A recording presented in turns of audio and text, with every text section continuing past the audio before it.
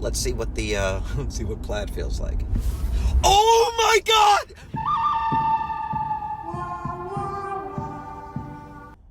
Welcome to the first installment episode of The Good, the Plaid, and the Ugly. I am Carlos, and this is my Model X Plaid. It is a 2022 Model X Plaid. It just got here a few days ago. This thing's a baby, has about 200 miles on it. I went black exterior with the cream interior, 22-inch turbine wheels. This is the maxed out Tesla that you can buy right now. 1,020 horsepower, obviously, 0 to 60, 2.5 seconds. We're going to test out and see if we can get that under that. There's plenty of channels out there that have great in-depth reviews of what this car can do. So what I wanted to do was do a less typical review and talk about some of the things that aren't inherently apparent when you first buy this car, and some of the things that I've noticed about the car after having it for a couple of days. Let's first talk about this yoke. This was like a bit controversial about whether or not this is safe or whether or not it's actually useful. After driving this thing for a few days, I have to say, initially it's kind of weird. You're reaching for a wheel up here, and it definitely takes a couple of days to get used to it. But after a couple of days using it, honestly, I don't ever want to go back to driving a typical round wheel steering wheel. Why? Number one, let's just talk safety. If you have your hand up here in this top position, it's really not safe. If an airbag gets deployed, it could actually break your arm. So having your hands on the sides of the yoke forces you to drive in the recommended driving position of 10 and 2. Second of all, it's actually pretty convenient to have the turn signals here, and the Tesla has an option where once you set the turn signal, it will automatically shut off after you complete whatever move it is. So in my Model Y, if I signal to the left, if I just move the stick up a drop and I signal to the right, it'll flash 3 times, which is good when you want to change lanes. And then you click it all the way up to say exit a highway or to make like a right turn at a red light. In this car, you don't have to do that. If you signal to the right or the left, as soon as you make the move, whether it's changing a lane or making a right turn at a red light, the car will eliminate that. So you're not going to see a bunch of these Model X's driving around with their blinker on, like, oh, those days are gone. But in terms of comfort, I really do like the yoke. It feels much more like you're piloting it. It forces you to have a lower driving stance, so you feel like you're higher up. You feel like you have more control of it. And when you're going around a bunch of turns, this is definitely a lot more comfortable. And just feels a lot more fun. I mean, at the end of the day, Teslas are really fun to drive, but this really ups that factor. It just feels a lot of fun. It's super smooth. I have it set to comfort mode, so it's just super smooth. It forces you to have a lot of throw.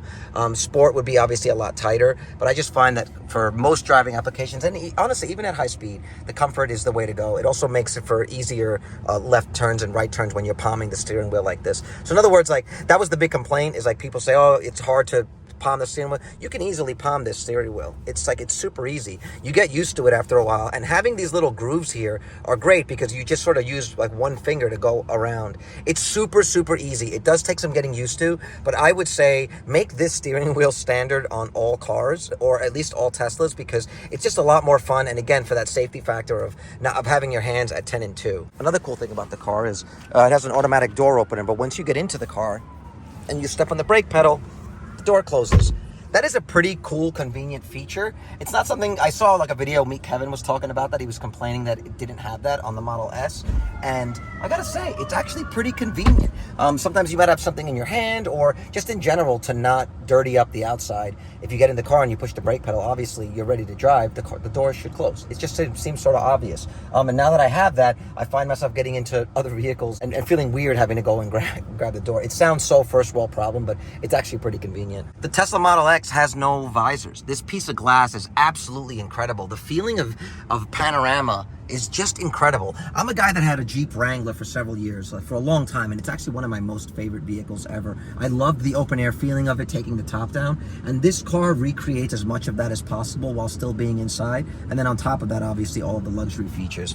This thing here being one interrupted sort of piece of glass really gives you a good view. I've read some complaints that it does get a bit hot. I mean, yesterday in LA, it was like 105 degrees, and it definitely did get hot in here. And these sort of like hidden visor things, they are pretty cool. They're pretty cool, I'm not gonna lie, but are they really effective? Not really. I feel like it was cool that they added this, but it doesn't really help. It definitely does not act like a standard visor, because normally the top of the roof of the car is doing most of the work and the visors are just sort of extending that. But unless the sun happens to be in that perfect band, it's kind of useless. But again, I haven't really found it to be much of an issue. There's other cool things that the car does to personalize itself to you that I don't really hear too many people talking about, and it's not necessarily like a feature that Tesla is going to promote, but they're still really cool once you own it. The thing I was most impressed with was the suspension. I was really impressed with how much I can dial in the suspension. And Tesla recently released a software update that allows the car to see what's coming up on the road and automatically adjust the suspension. And I have to say, I was not prepared for how cool that felt. So you're driving up over the bump, and I'm going to grab some video of me driving over a couple of bumps that I've taken in the Model Y, and I noticed that the car will actually try to hop over it versus taking the bumps and sort of eating them as another car would, or even in the Model Y. It's almost as if as the car is approaching the bumps, it softens the suspension to allow the wheels to pop up, and softens the suspension in the back to allow the wheels to pop up as it goes over the bump.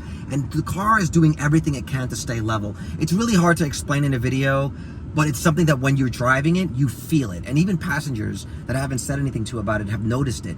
And I've had a lot of experience driving around this neighborhood in the Model Y, so I know what those bumps feel like. But an example is, there's a bump that I can take in the Model Y at about 25 miles an hour. Anything faster than that, and I can feel the rear wheels come off the ground. This car, I'm able to take it at about 40. Some of that probably has to do with the weight. This car is 6,000 pounds, and so it's definitely going to just sit to the ground lower. But I was really impressed with how it just sort of ate those bumps, and the car remained level versus the Model Y, which would be a little bit more bouncy. Here's where you can set the suspension. I am now at my local Target. In order to get up the curb to come up here, I would want the suspension to be as high as possible to avoid any scraping. Well, that's super easy. I come into the car here, and I would set it to very high. Here's the ride height of the car, the damping settings for while I'm driving, and then the damping settings for handling. So the damping settings for ride comfort will be more with when you're hitting bumps on the road. The settings for handling are more when you're throwing the car into turns left and right. Does the car lean? What I notice is by keeping it here in ride comfort soft while the handling sport, what I notice is the car can take a lot of bumps and dampen those bumps, and it definitely feels nice, soft and squishy. But the moment you throw it into a hard turn, whatever side is opposite that turn stiffens up, and the car does not want to lean. And that's pretty cool. So now what I've done here at my local Target is set the ride height to very high. So now as I'm approaching this Target, my car is going to raise up to its maximum height, and then I can set auto raise at this location, and it will automatically raise the suspension and remember this setting. And so you can see now that the car is as raised up as it can possibly be. The car is usually not set at this height. So now if I come into the car and I change that to very low, there you go. So you can see the car is actually coming down, and it's lowering itself down into a certain stance. And then we can go inside and we can check and say, there it goes. There it goes. It's lowering down. Over here, the car's coming down. This is something that's very cool. Obviously, if you're racing the car, you want the car as low as possible to keep airflow above the vehicle. And so now it's set to very low. I'm going to change that setting back up to very high, and I will say auto raise at this location. And here you can see all of the statistics. We can see the suspension data. So you can see what's actually happening inside the car right now. There it goes. You can't hear it, or maybe you do hear it, but there's a slight vibration as the compressor's going. And you can see it's now adjusting the ride height of the suspension. It's something that we all can theoretically understand, but when you're actually in it and you feel it, it really does add to the overall experience of luxury and justifies the price of this vehicle, as well as I'm assuming it's going to really come in handy when we get this thing on the track and see what it can do. I think the record now that someone set for a Model X Plaid was 2.3 seconds. I'm going to do everything I can to get to 2.2 or 2.1 seconds as soon as I can get better acclimated with the vehicle on the track. Tesla has really hit the trifecta with this car. In other words, there's a couple of reasons why people buy cars. Number one would be like the luxury aspect. You want a car that's super luxurious as you're driving around. You might not be so concerned with gas mileage or other things, but you just want the car to be luxurious. This car easily checks that box. I opted for the cream interior. And you can see I got the captain seats, the 6-seater configuration. Another reason why people would buy a car is for the space. You have a large family and you need to haul people around or cargo. And again, this car checks that box. The interior back here is huge. Those 2 seats in the back will fold down, giving you about as much space as you have in a Model Y, except with these 2 captain's chairs. I gotta say, we also own a Model Y, and the space in here is unbelievable. And having this little space in the center, I thought would be dead space, but it actually is really nice for comfort and to hold larger boxes or parcels and things that you just want to keep on the floor. It also feels a lot more like an airplane interior with the flat bottom. Third would be performance. And as you can see here, I mean, I've been driving around in chill mode right now, but I can easily push that button and go to Plaid, and this car is an absolute monster. As a matter of fact, here's a reaction video of me the very first time that I experienced the Model X in Plaid mode at full acceleration. Holy, wow, wow. They just came to my house and dropped off a 2022 Model X. Oh my God. That is so badass. Let's totally get in this thing.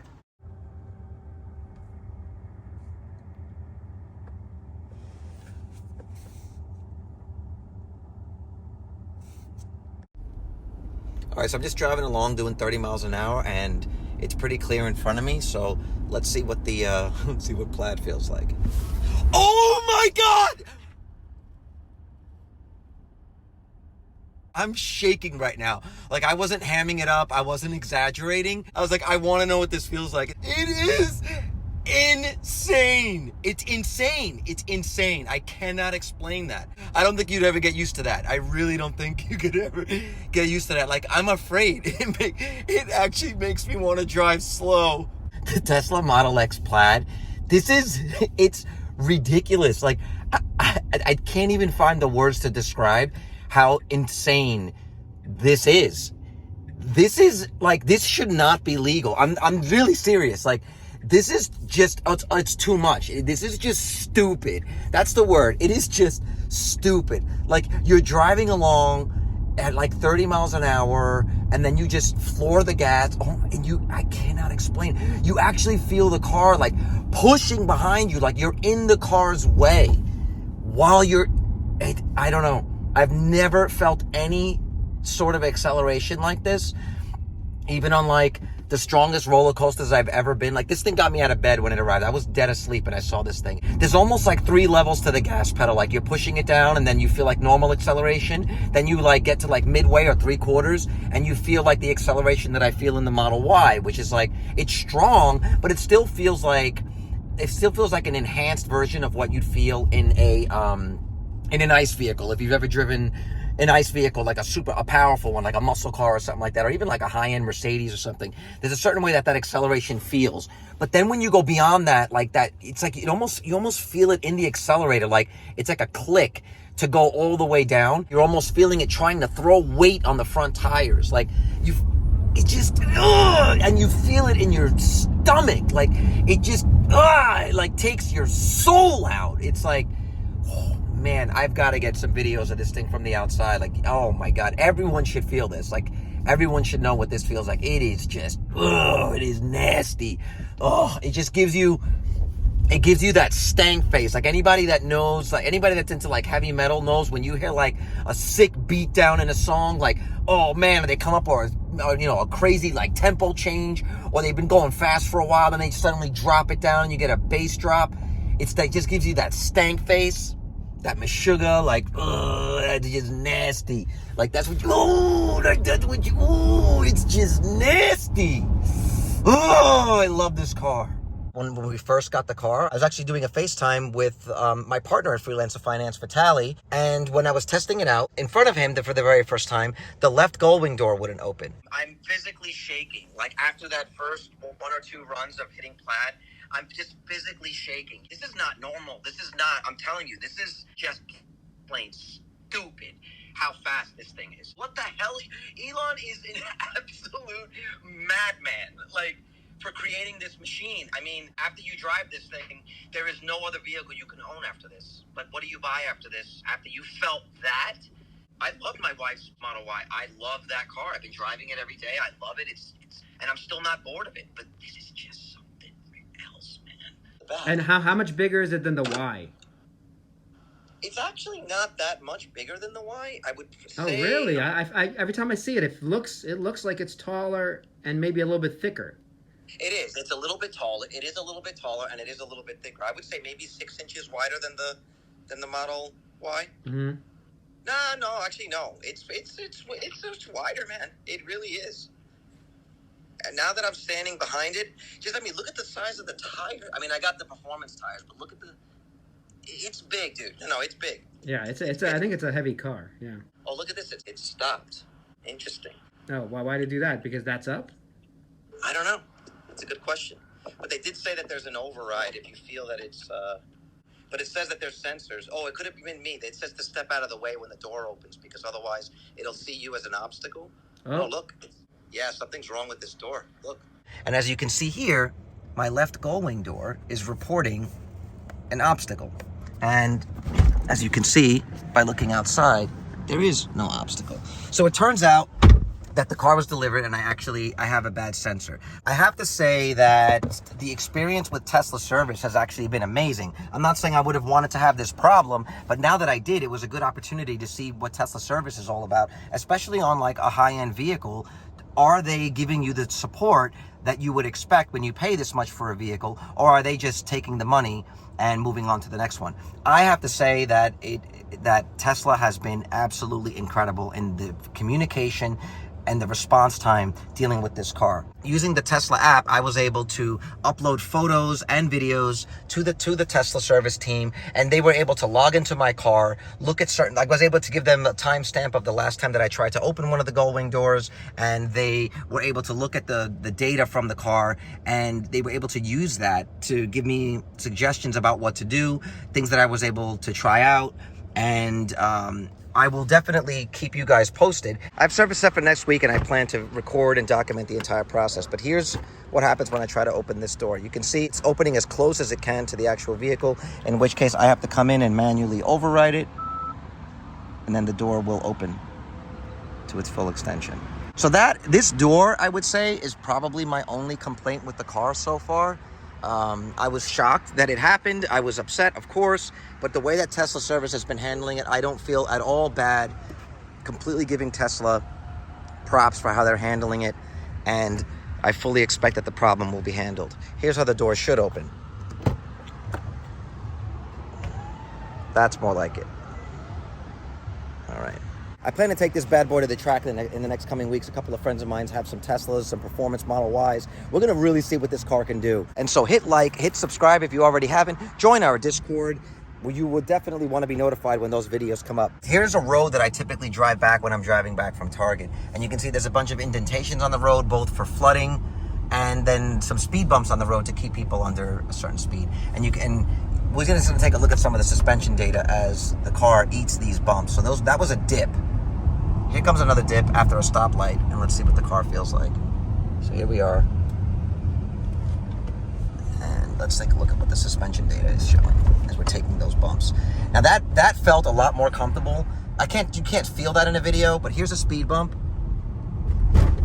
And the car just stayed level. It did not lean up. The front nose did not come up, nor did the back come up. And you can see I'm taking that bump at 29 miles an hour. Let's take it at like a little faster. The car literally you can feel like the front suspension softens at the moment of impact, takes the bump, lets the car pass, and then stiffens up to catch itself as it comes down. It's something, again, that I can't really show in a video, but maybe with some of the data here you can see. So now we're just driving along straight. Here's going to be another dip. So we're coming up on a dip now. Let's see how it handles that. It just eats these bumps. It eats these bumps and tries to maximize itself for comfort, which is what I set it to, but it's really crazy to feel it in action. And you can see there's a bunch of Teslas in this area too. This might even be one. Yeah, here's a Model S. Hey, buddy. It's really, really comfortable. Again, this is something you just gotta have to feel, is the feeling of this yoke. You feel like you have much, much, much more control of the vehicle than you do with a regular steering wheel. It's super comfortable. Your hands are in a really comfortable position. Your elbows kind of naturally fall onto the rest here and the rest here. And so it's a really just comfortable ride, which is insane for a vehicle that'll do 0 to 60 in like under 3 seconds. There you go. You can see the warning. I don't know what this person is doing, but this is also something that I noticed. I don't know about you other guys in whatever, if you notice that you get messed with a lot by other cars that are just trying to force you to either drive slow or they cut you off a lot. This is something that I've noticed a little bit in the Model Y, but it's definitely worse in the Model X. And you can see right there, somebody in front of me with no one and nothing in front of them just decided to brake and force me to slow down. I don't know what that was all about. And so, yeah, it's crazy that that just happened live. See on their vehicle, it even says, if I'm driving too slow, at least I'm in front of you. What a jerk. What a jerk. That's clearly someone that has a problem. Like, there's people out there that have some serious problems. I don't understand what that's all about, honestly. Another set of bumps, 37 miles an hour, and it just skipped over it. It's really hard to explain, but it does feel like the car is skipping over it, a lot like the way that you would take it on a bike. No Model X video would be complete without at least some sort of test of the speed. So I think it's time to put this bad boy in plaid, let the battery condition for a couple of minutes, and just do a quick 0 to 60 run. Now, once you engage plaid mode, the feeling of power is instant. You immediately feel that you cannot press the accelerator pedal the way you were in either chill or sport mode. Otherwise, the car is just going to jump. I mean, it's you know, people have complained about it or said that it's really weird for low-speed driving. It's just something you have to get used to, that you need much, much less pedal travel in order to get the car moving. But otherwise, it operates as normal. As you can see, you know, here I am doing 20, 22 miles an hour. 3, 2, 1. Oh, my God. It pulls so hard. Oh, my God.